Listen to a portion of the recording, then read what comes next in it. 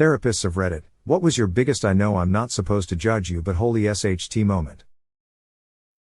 Okay, real therapist here. I got one. Some of my clients are shockingly bad at giving themselves credit, holy shit. Like they might get a nearly straight GPA in a brutal major while battling depression, or overcome years of phobia and get behind the wheel again, or write a literal novel, or raise a kid as a single parent with low income, or build new relationships after being burned, or cope with OCD well enough to hold down a job. And they'll talk about themselves as if everyone on earth is better than them, as if their accomplishments are worthless. And I know it's because of depression or anxiety or another condition, but I'm often stunned by how differently I see them compared to how they see themselves.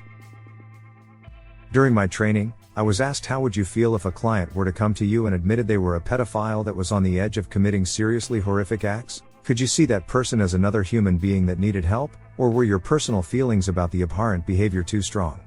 This factor leads some people to not continue my course on to the next level, but it really illustrates the level of non-judgment needed in this field. We all have our own personal feelings, of course, but these get talked about in supervision.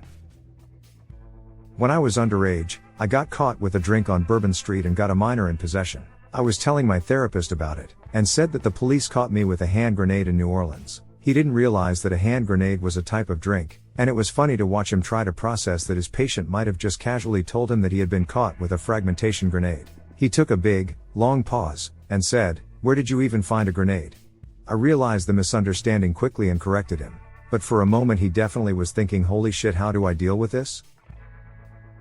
Therapist here. To piggyback on what others have said, it is highly unlikely for me to have moments where I judge my clients. It happens sometimes, but I'm able to shut down those thoughts quickly in my head and return to being present for the people I see.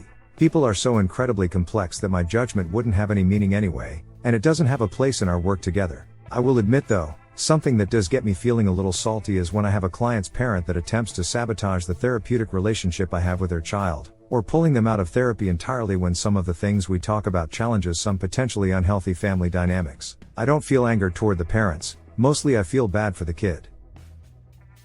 I work with youth and adolescents who have anxiety, trauma, and/or depression. Some of the kids I worked with had some pretty severe attachment issues. Regardless of this, I never thought I'd have to seriously explain. 1. You can't just buy a straitjacket for your kid. 2.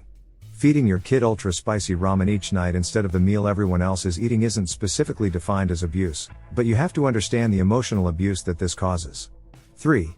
Your kid isn't trying to kill you because they stand in your doorway at night crying. That's likely because they're scared of their traumatic nightmares, but feel like you will just yell at them if they wake you up.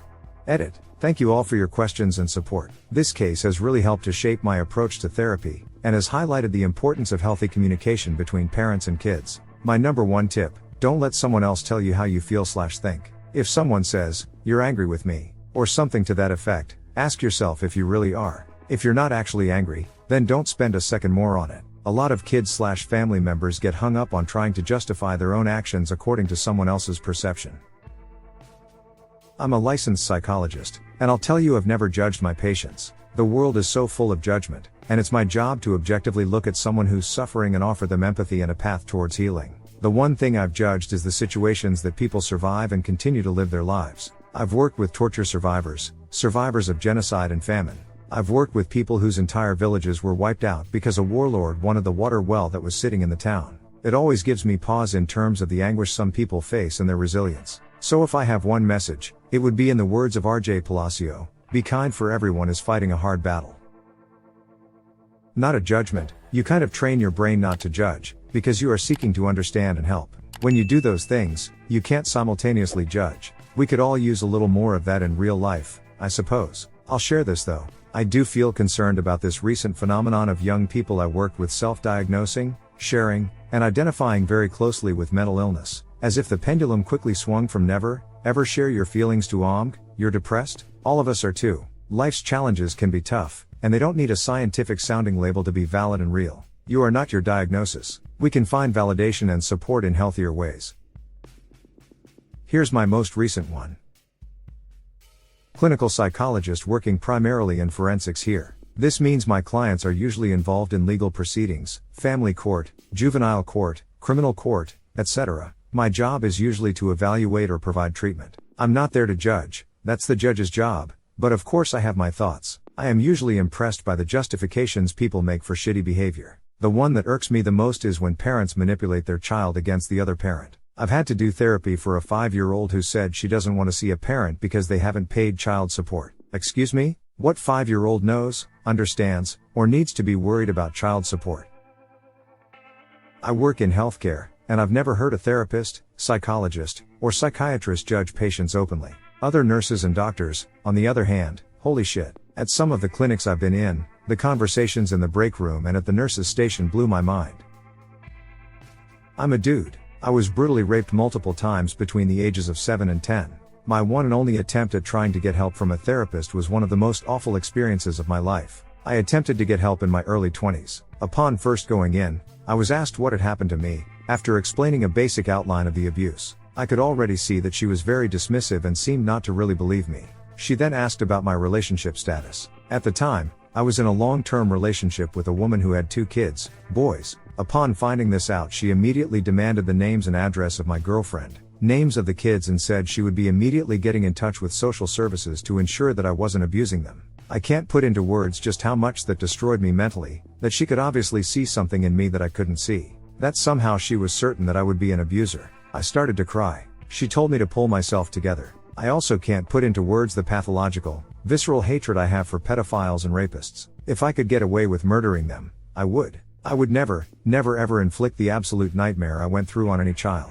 I got up and left. I came very close to the edge of suicide that day. I also immediately ended the relationship because I couldn't deal with the thought that the kids might be at risk because of me. It's now 21 years later, and I'm tearing up typing this. Because of that experience, I have never sought therapist help again. I survived mentally, but it's not good survival. I was once in my psychiatrist's office, a bi-monthly, 15 minutes med check. She asked me what was going on, more as conversation. I told her that in the last 6 weeks, my 3 elders, aunt and 2 uncles, I was guardian/conservator for, had died, one right after the other. My wife had a heart attack. My daughter attempted suicide. And my mom broke her hip and had laid on her floor for a week before being found. She drank and ate from the dog's bowls. I got that call within 10 minutes of setting up the last funeral. She stopped the meeting, got on the phone with a therapist in the office next to her, and had her postpone her next meeting to speak with me. I was so effed up, I had no idea. I think she saved my life. Once had a patient whose wife shook their baby to death. He wanted help reconnecting with his wife. At the time I was a young father of a newborn myself, and he triggered a lot of fear in me for my own child, a deep loathing of his spouse, and pity, the how pathetic kind, for the patient. I tried for 3 sessions, met his spouse and everything before handing the case over to my supervisor, who knew about my initial reactions, and tried to help me through it. Unfortunately, it ended up being more about my feelings than his, and I was new to the profession at the time. These things are expected to crop up from time to time, but I was still taken aback by my own reactions.